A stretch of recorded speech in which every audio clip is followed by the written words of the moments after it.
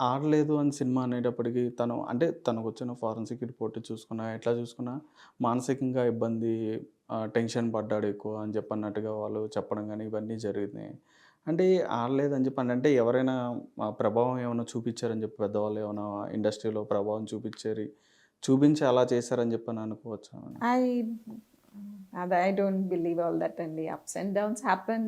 ఎంతోమందికి ఇట్లా హిట్స్, ఫ్లాప్‌లు అవుతూనే ఉంటాయి.